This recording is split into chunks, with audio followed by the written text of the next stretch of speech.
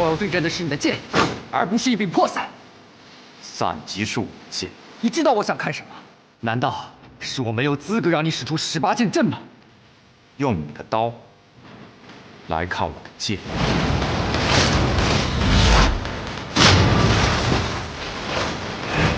好。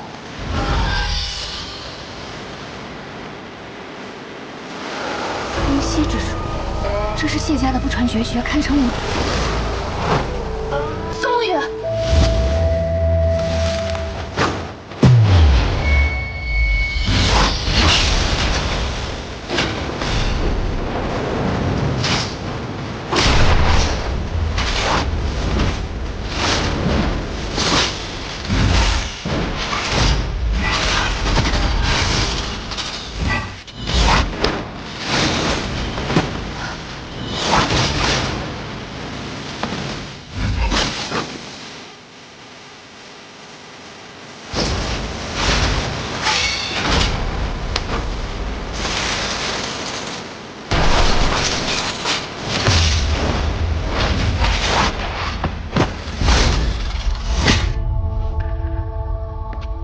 你再不出剑，便要死在我的刀下了。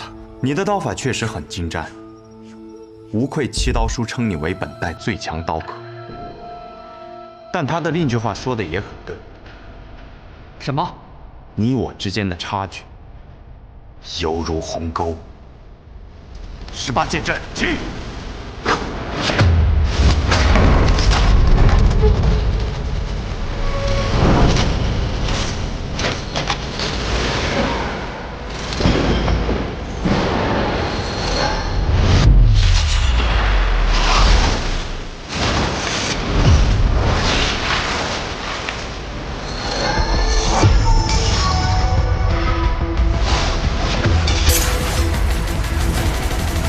这便是18剑阵，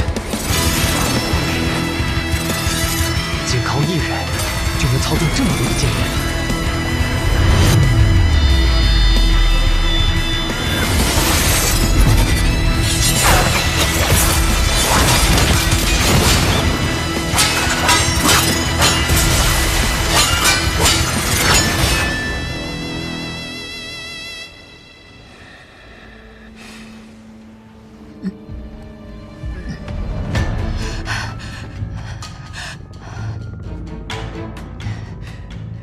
这个偶尔看起来慈眉善目的老爷子，究竟又是怎样的过去？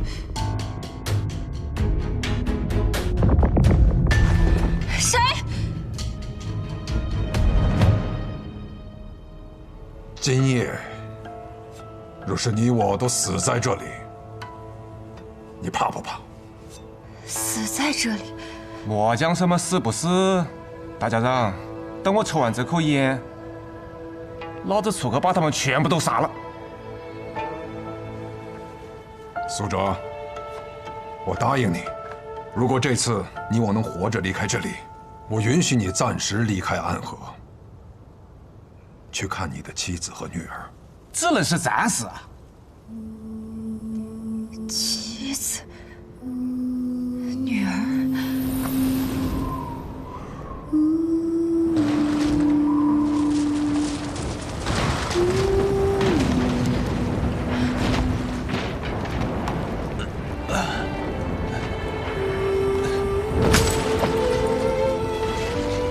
家长，今天过后，就当这一任的魁已经死了。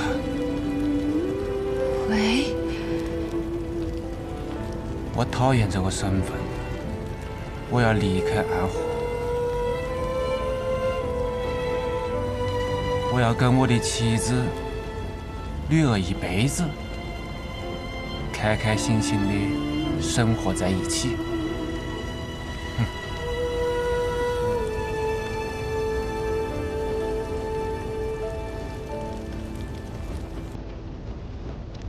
阿火，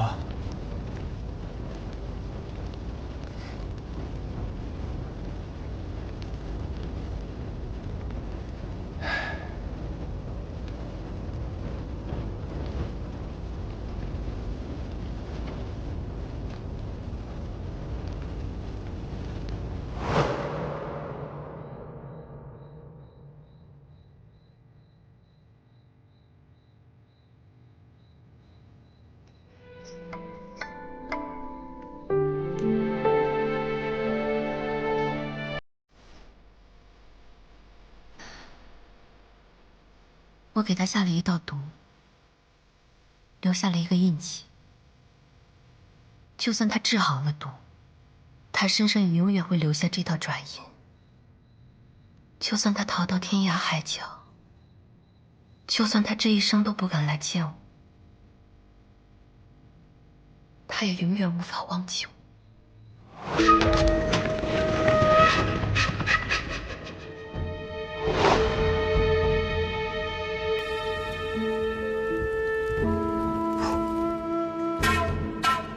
其实，你们口中的哲叔，他是我的父亲。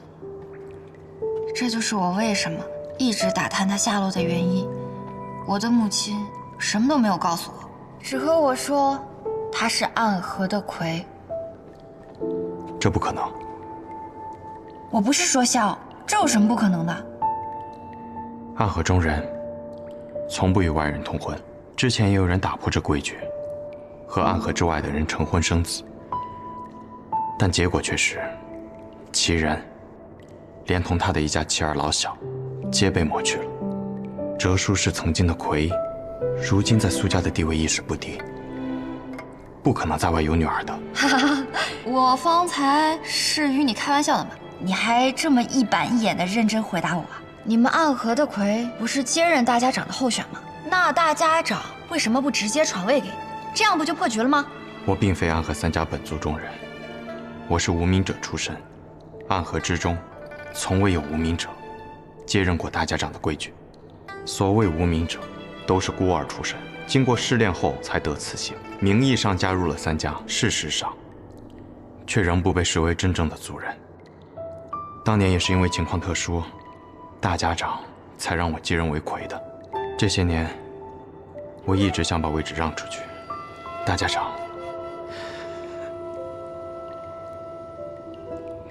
长却没有允许。方才我就想说了，既然受了伤，你在我一个神医面前装什么？抱歉，方才那一战耗费了不少气力，实在是因为担心大家长那边，勉强撑着。那现在呢？撑不住了。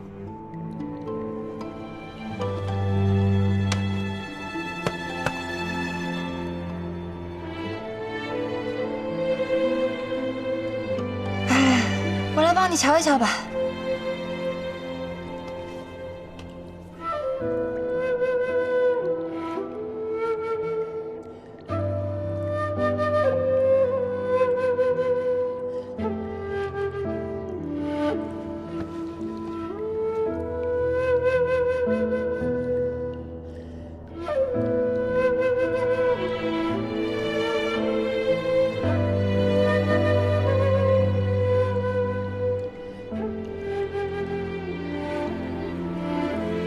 生死同源，唯有下毒者那里可将其化解的奇毒。深夜，我运气疗伤片刻便好，不必担忧。什么运气疗伤？我看不过是用真气强行把伤势给压下去。我们行医的最见不得你们这种不珍视自己身体和生命的笨蛋。我立过承诺，会保护大家长，亦立过承诺，会保护神医。虽然没有立过承诺会保护我自己，但至少在你们无恙之前，我都会好好的。逻辑鬼才苏沐雨，你多休息一会儿吧，不然啊，一会儿打起架来没有力气，那我可就惨了。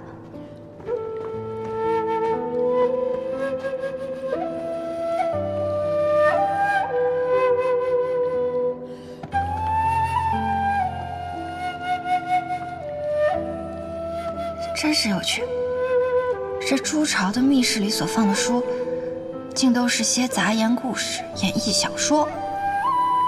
难道是怕避难者在此无事可做，供他们打发时间？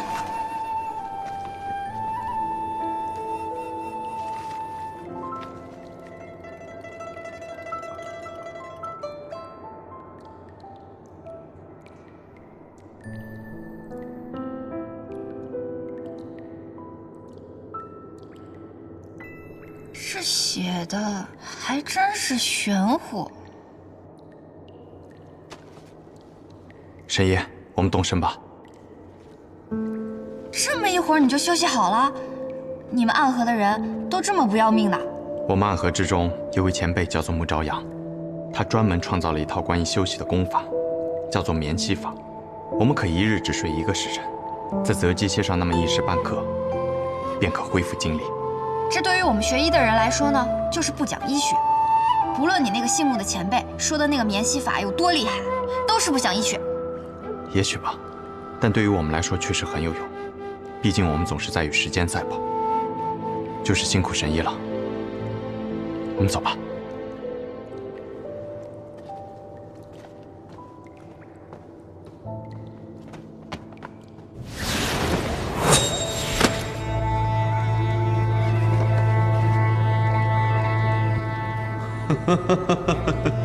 三家的水已经彻底浊了。哼，可笑的三家中人，还以为自己可以有所选择，可他们从不明白，大家长之位只是一柄剑，真正执剑之人一直都不是他们。苏家有着苏长河和苏沐雨的存在，无法控制；谢家虽然实力不弱，但行事鲁莽，无法服众。只有穆家，都阴狠诡道，但实力偏弱。剑要找一柄听话的，那便让他们先自己斗一会儿，我们慢慢寻吧。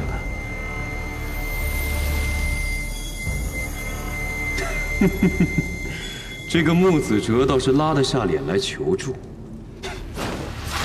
那便给他死灭关吧。而我们三关也该亲临战场，看看这最后的胜者了。自然是除你之外都可去，此行可解厄，可赦罪，唯独赐不了福。那便我去吧。好，那便你去。关了那么久，也该出来散散心了。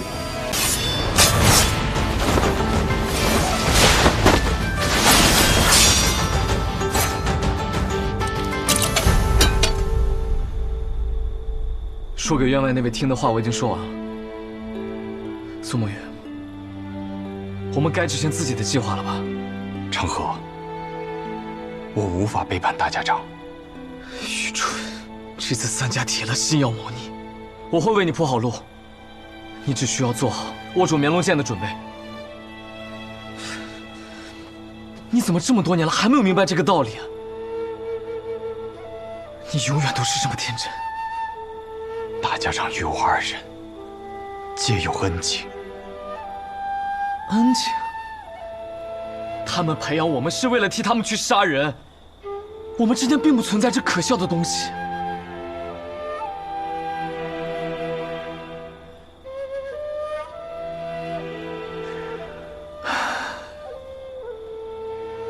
只有你真的把安河当成了自己的家。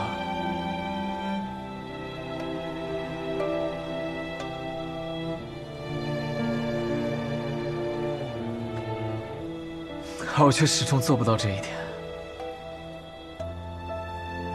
对于我而言，这里只是一个交换利益的地方罢了。他给我们庇护，我们为他杀人。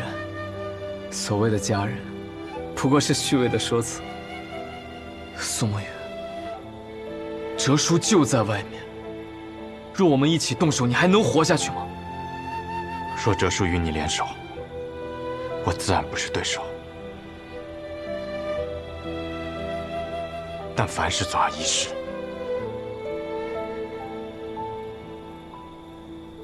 你要是说得通，你就不是苏沐雨。我真傻，和你白费这么多口舌。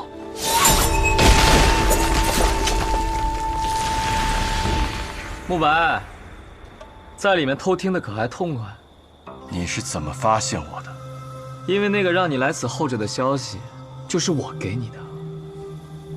哼，咱们都是同族，就该互通有无。谁跟你是同族？苏长河，你给我等着！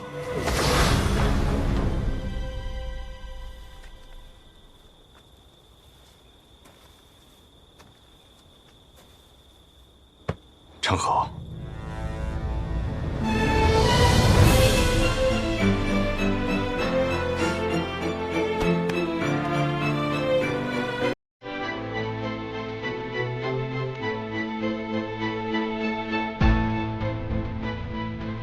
开弓没有回头箭，大家长这次一定会死，我也一定要拿到那柄剑。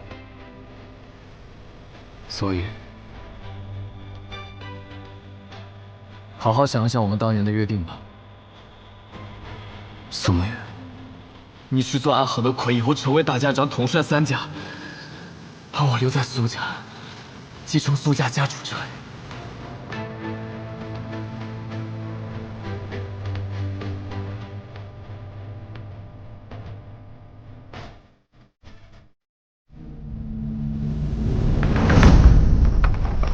这马车真有意思啊！如此之大，却能行驶平稳；如此之重，却能日行百里。这是搬家搬三爷捣鼓出来的玩意儿，能不有意思吗？做好这架马车10日以后，他便死了，生病死了。那我若是治好了大家长，我不会得病死了吧？神医多虑了，你可是神医呀！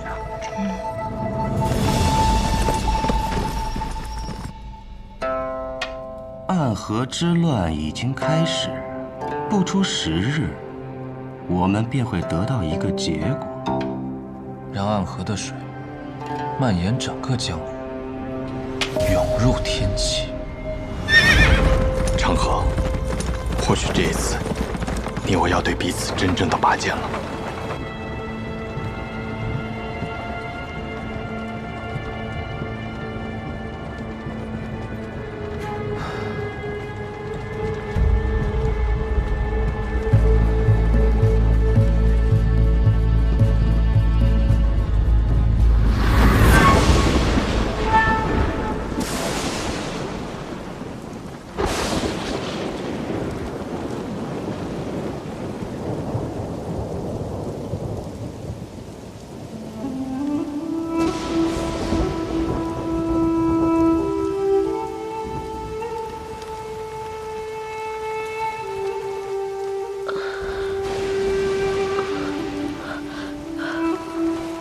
这么多年为我点灯的童子，他是唯一一个任务结束还能够活着的。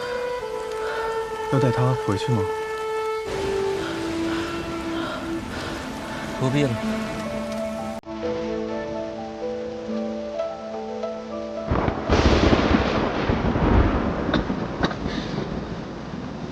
都快死了，17号。欠你一只手，还你一条命，算你赚了。多少暗涌的情绪，不舍的沉淀。漫漫长夜中寻觅，挣扎痛的边际。你怎么会在这里？我偷听到你们的任务点，私逃出来寻你，我来接你回家。那地方也都算是家吗？有家人等候便是家。你弟弟还在那里？如同宿命随波往，点缀着谁能趟破黑暗的浪。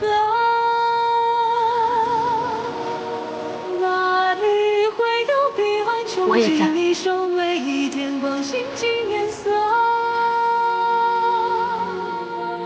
辗转悲欢离合，恋恋不舍，思念在夜里醒着，心不由我，情字总无法逃脱。怎么总把自己搞得这么劳累？反正每次你都会及时出现，我狼狈点儿，也没什么问题。鬼窟院的试炼马上要开始了，各家主划我们回去。这一天终于还是来了。那绿会如彼岸中纪念相偎，一点光静静颜色。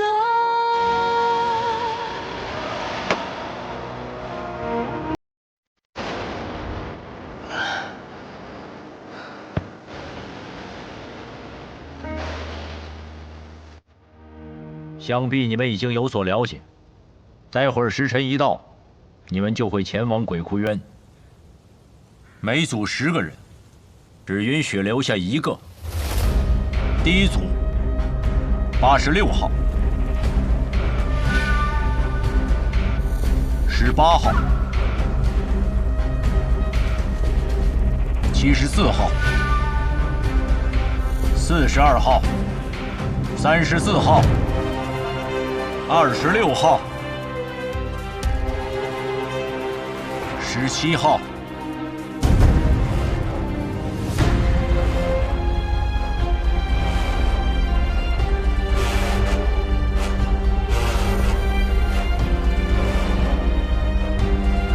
第一组的最后一位，63号、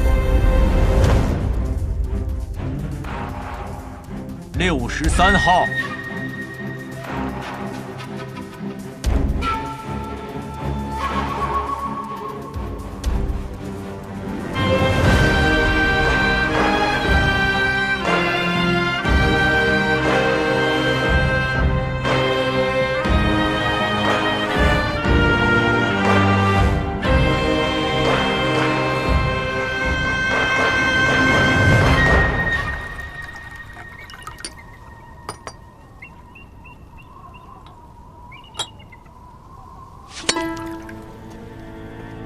谁惹了木丘兄啊？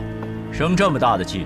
木子哲，你明知这2人是我苏家属意的，你这般行事，是要与我苏家为敌吗？别给我扣这么大的罪名，我可不敢。我只是在尽我总教习的职责罢了。职责？不把过强的2个人放在同一组，这是3家都默认的。你就不怕我上报提魂殿吗？等他们情深意重，把彼此看成兄弟的时候，再让他们自相残杀。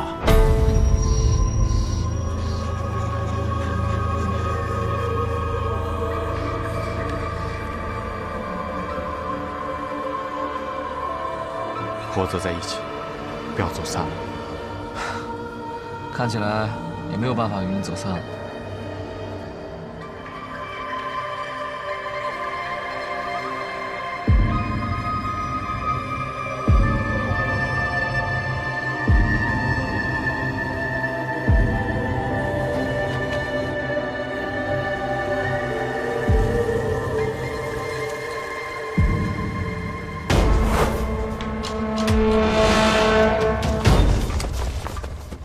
全都来了。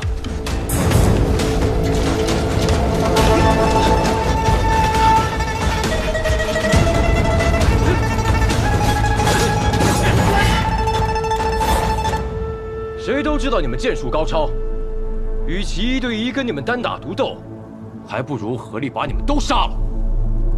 我们剩下的再斗，还有几分生气。那便来吧。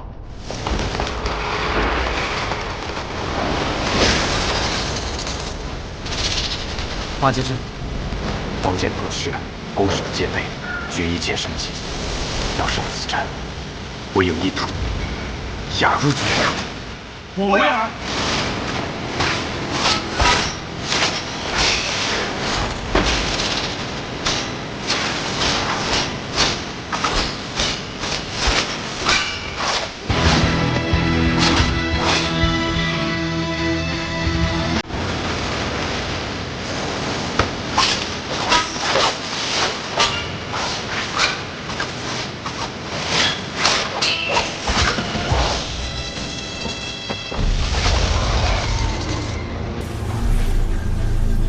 要破8节阵，唯有牺牲1人才能找到突破之口。我们2个同时上，算怎么回事？我知道，我来。我走了。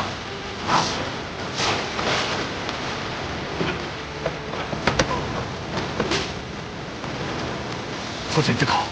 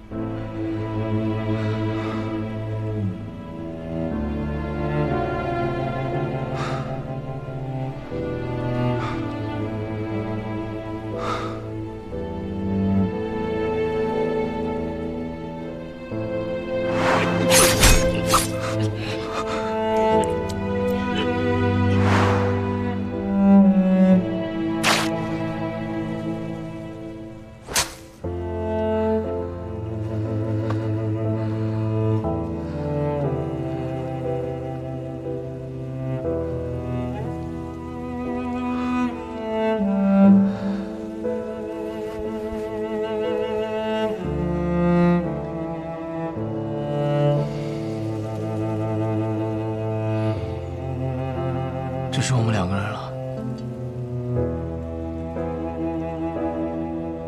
所以，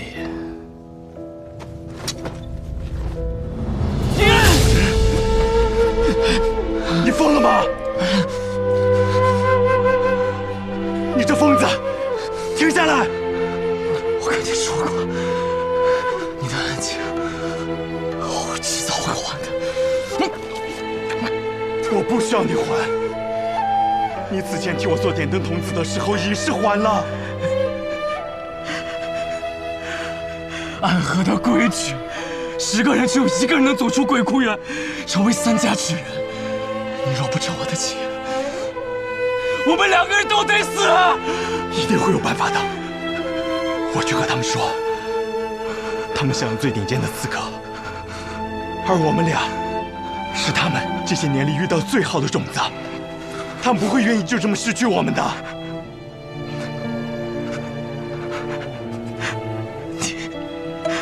你太天真了。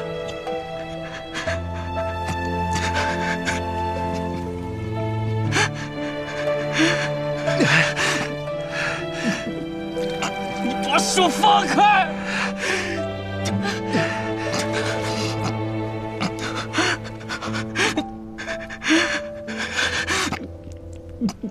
你把手放开！只要足够强，便有资格天真。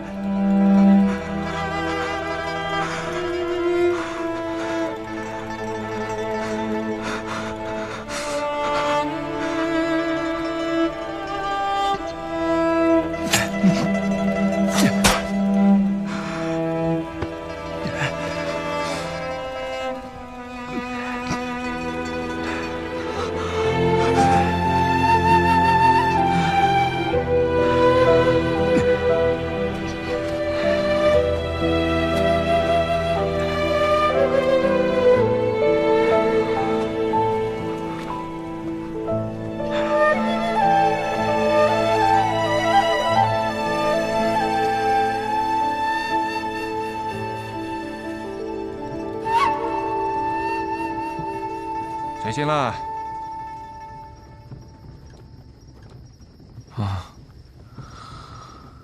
做了一个很长很长的梦，梦到一些很久以前的事儿。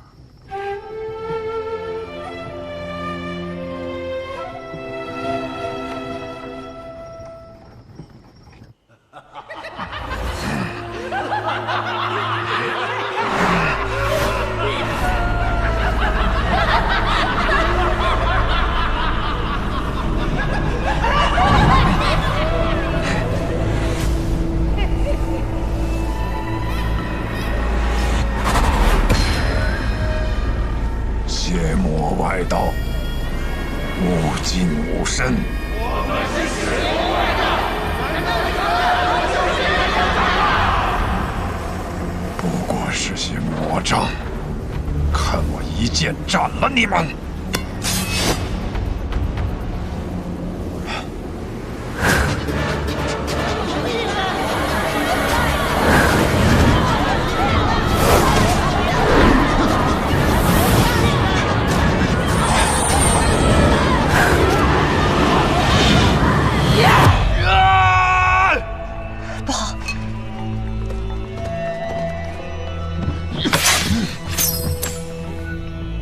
大家长，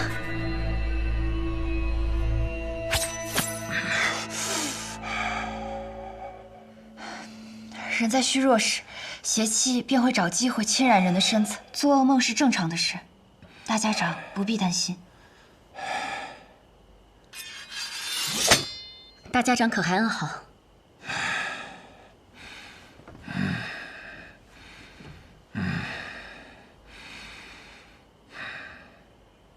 毛头，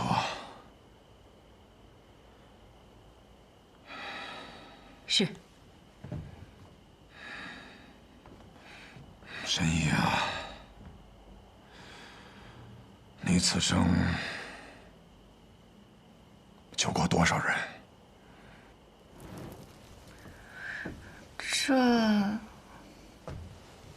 这我哪里记得得？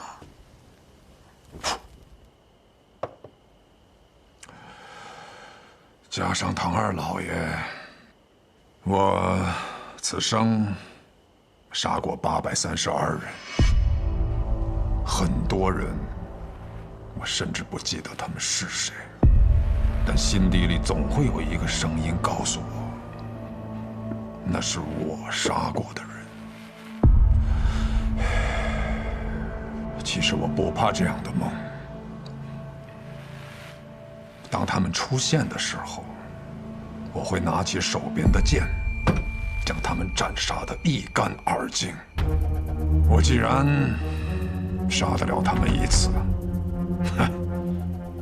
那么自然我能杀得了他们第二次、第三次。无论是梦境还是现实，都不会有任何区别。但这一次，当我拔剑的时候，发现手里的剑已经断了，需要让沐雨快些回来。难道大家长就不害怕他在这个时候背叛你吗？不会的。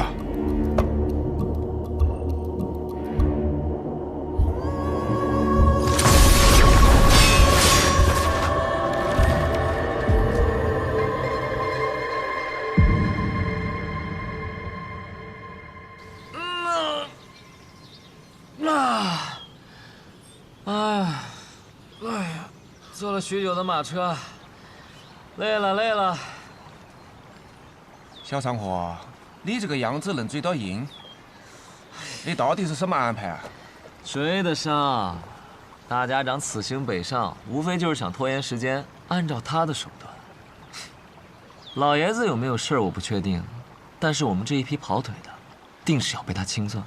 所以在我这儿，大家长必须死。然后呢？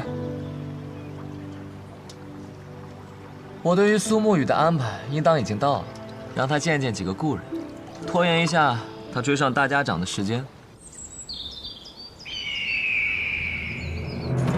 驾！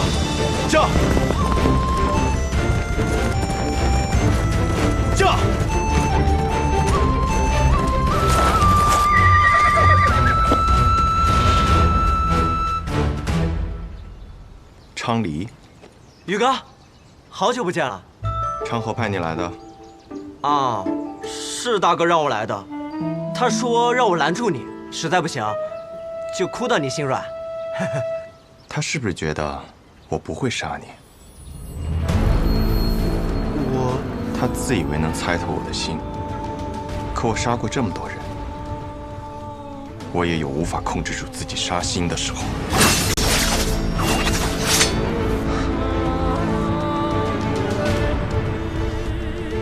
若我想杀你，你早就死了。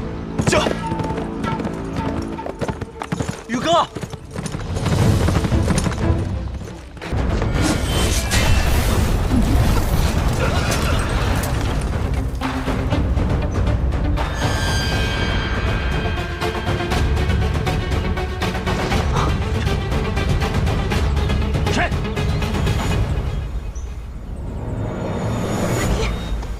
30寸。哎，这人是谁啊？刘杰，你要记住这个人。之前你遇到的风雪剑沈庆州、碎空刀王仁孙，虽都是1等1的高手，不过也只是之一罢了。而这个人，乃是当今用枪第1人，枪仙司空长风。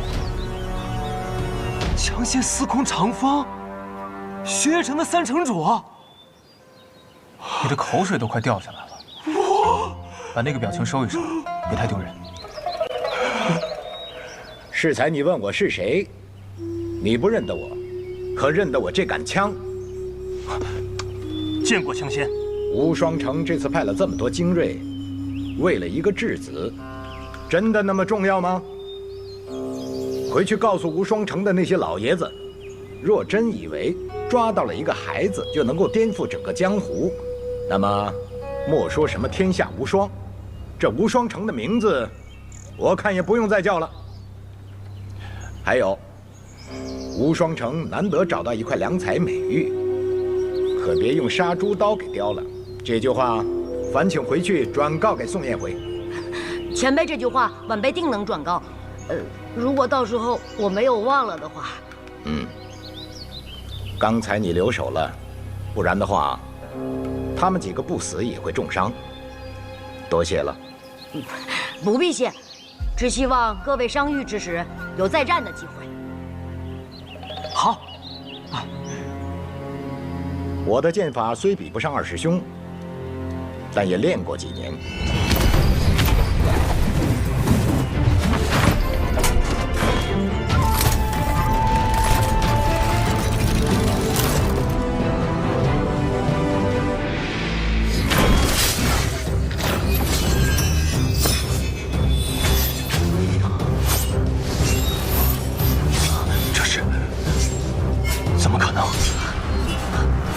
这个仙字可真不是白叫的。无双剑匣13剑，果然只有修炼到仙仙才能完全操控。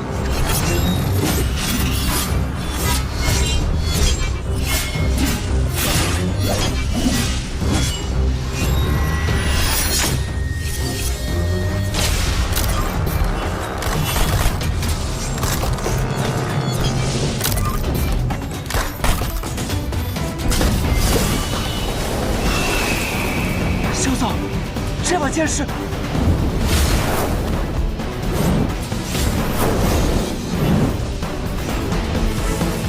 天下10大名剑第2，大明朱雀。大明朱雀。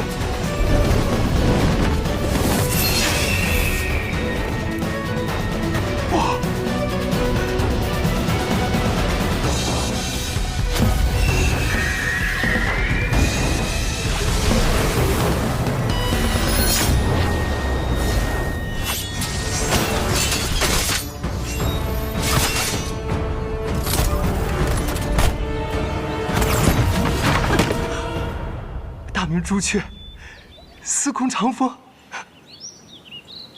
大明朱雀，司空长风。还魂了。御剑、御枪，道理总是一样的。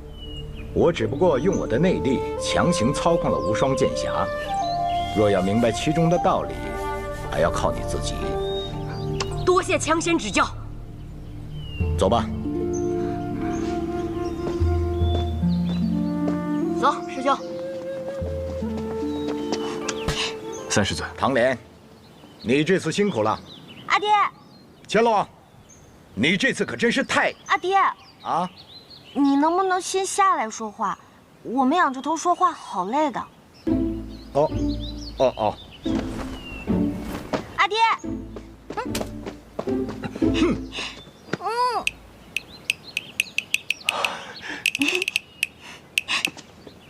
阿爹，别生气了嘛，我错了，下次再也不会这样。还有下次啊？你知不知道，爹为了找你，把整个雪月城都翻过来了。哎呀，阿爹，我错了嘛。哼。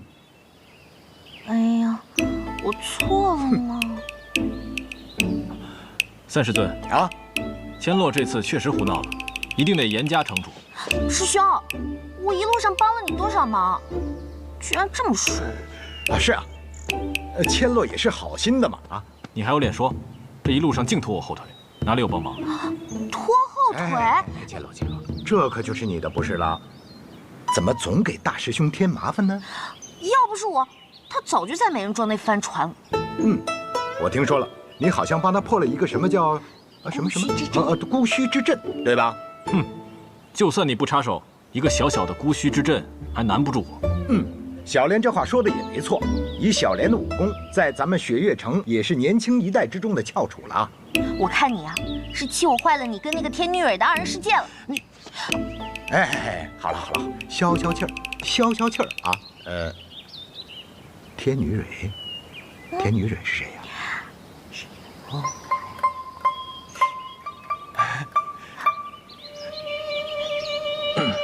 就是这。哦，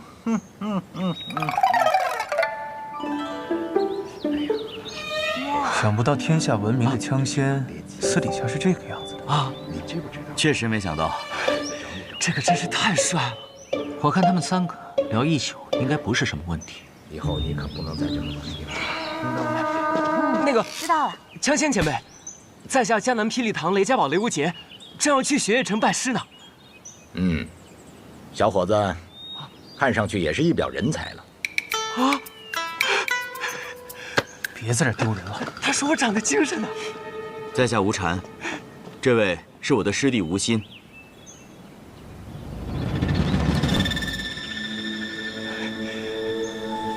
让你们受苦了。本来我早就该到的，只是在半路上遇到了一个旧相识，拉了拉家常，所以耽误了时间。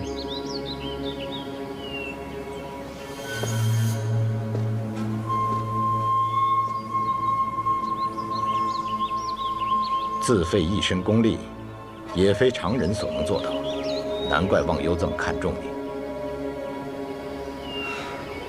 你也是来带我走的？不。雪月城特来此地，恭送叶安氏回宗。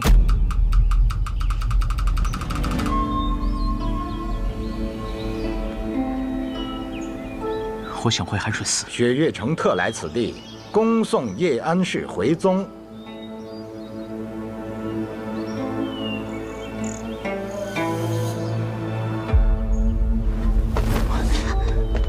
白发仙，白发仙。我刚刚说的那位旧相识，就是他。莫叔叔，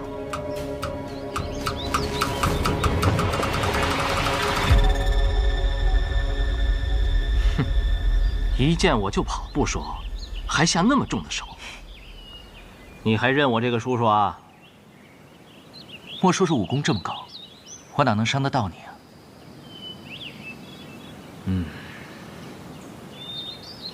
人我就带走了，雪月城不会后悔。还是那句话，雪月城不怕魔教，不怕天外天，更何况一个区区少年。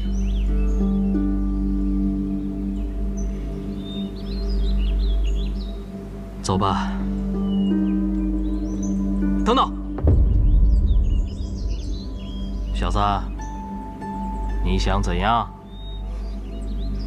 你要带他走，可问过他同不同意？他本就是天外天的少宗主，不回天外天，难道回那寒水寺吗？那他若是真想回这寒水寺呢？小子，你找死！当真以为我怕了那躲在雷家堡的雷轰不敢杀你？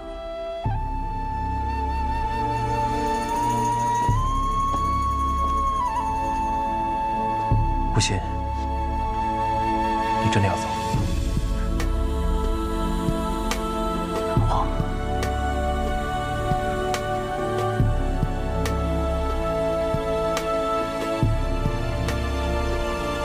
12年的契约已满，你本该就走的，为何还犹豫？锁山河之约为期12年，那期间他是质子。如今12年期限已过，天地偌大，他想去哪儿就去哪儿。说的没错，无心，你一句话，大不了我们再打一架。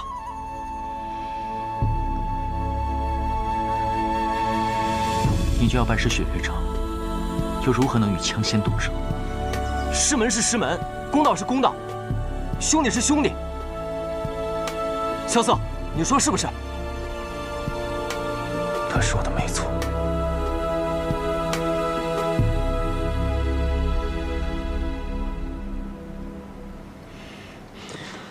少宗主。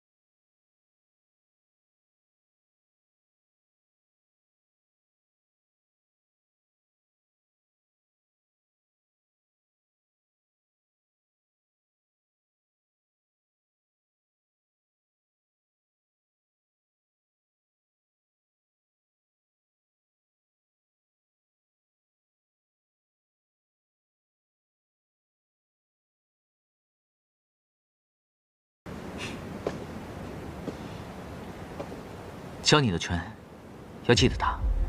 那道拳看似普通，千百万遍打下来，水滴石穿，聚沙成塔。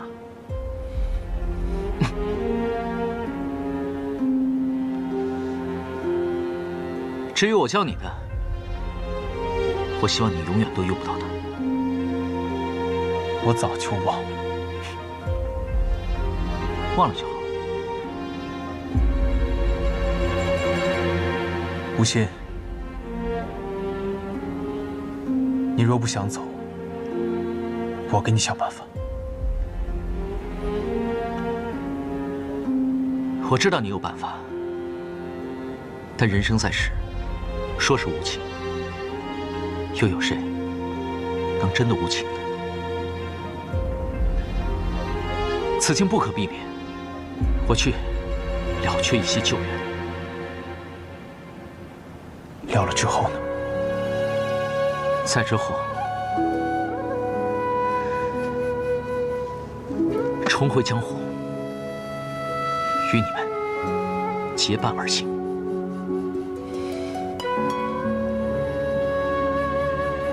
身下那口棺材，怎么办？就地埋了吧。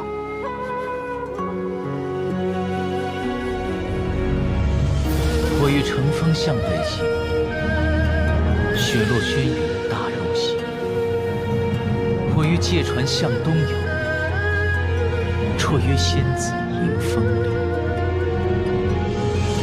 迫于踏云千万里，庙堂龙吟奈过河。昆仑之巅暮日光，沧海绝境见青山。长风万里雁归来，不见天涯人不回。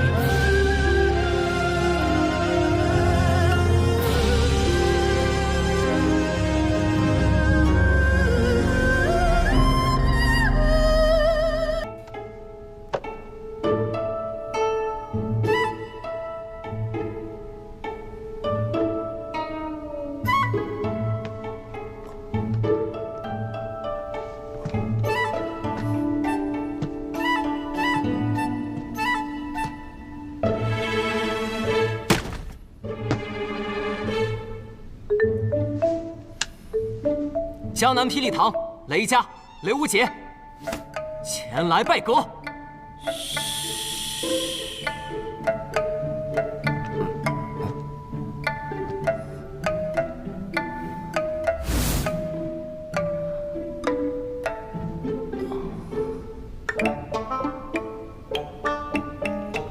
这是什么呀？哎呀，你没事吧？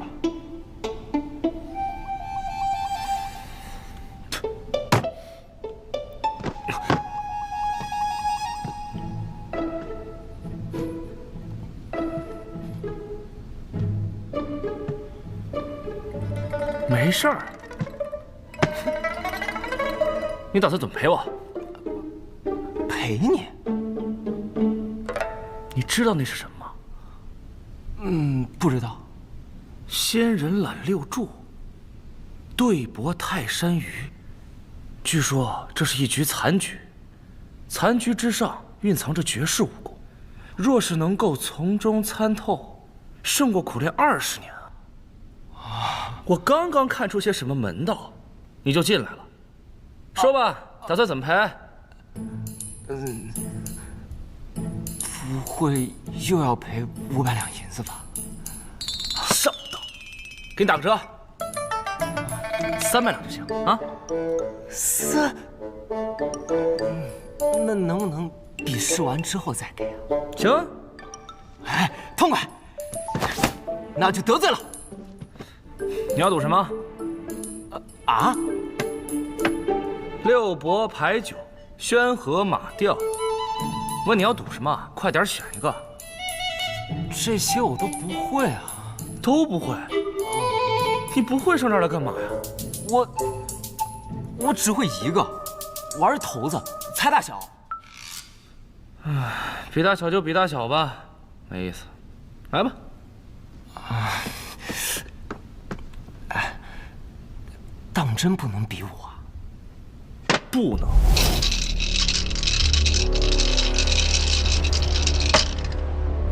一局定胜负，猜吧。大。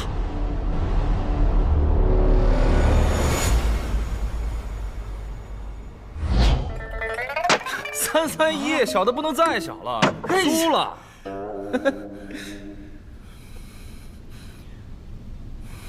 我第一次玩，这一局不算。你敢不敢给我再来一局？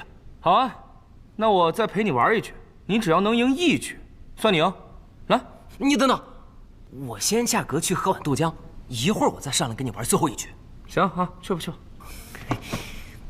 记得一块儿把银子带上来啊。好。这小子有点意思。你是最不占优势的一个。有些事嘛，总得去争一争，不试一下又怎么知道结果？若是争不到，你会死。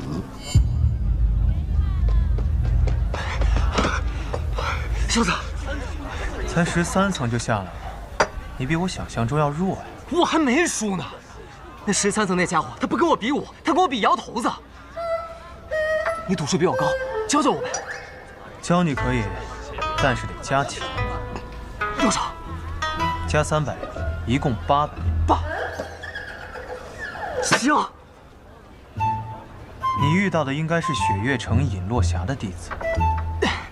尹落霞，苍兰江边一场断剑的落霞仙子，江湖美人榜上常驻10年的神仙人物啊！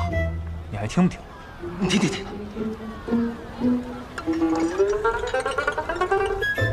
尹落霞生性好赌，曾与枪仙司空长风连赌3场，均落败，后被迫加入雪月城担任长老。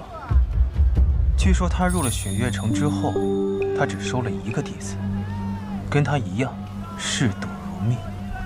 跟我说说他怎么跟你赌的？我就只能先瞎猜呗。他就掀开一条缝，看了一眼就说我输了。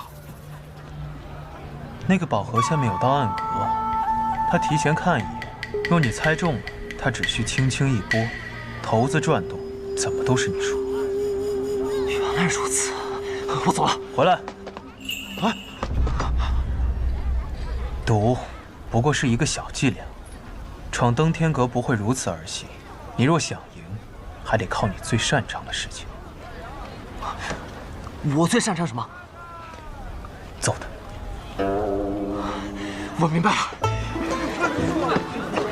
让开！小师叔，那个红衣男子跑来跑去，看来真的只是休息一趟，还没有被打下来。这样下去，今天的风头都要被抢走了。莫着急，等他闯到第16层时，看我上去把他给赶下来，也省了我们一层一层往上闯的力气了。既然我们都是在等他下来，不如我先请2位喝杯茶。哦，紫薇望气，道眼寻龙，你可看出什么来了？你是谁？你怎么知道我是谁？飞旋莫动，这位兄台并不会武功。望气术有3层境界，你貌似只练到第1层。兄台是说我看错了？你其实是一位高手。不，你没看错，我的确不会武功，只是想请2位喝杯茶罢了。只是喝茶？既然遇见了望城山弟子，自然也想算上一卦。别再隐瞒身份了。雪月城有个组织叫做蛛网，专司情报。自你我入了下关城那一刻开始，我们就已经被盯上了。你好像什么都知道。我只是不知道自己的命，所以想算上一卦。这边请吧。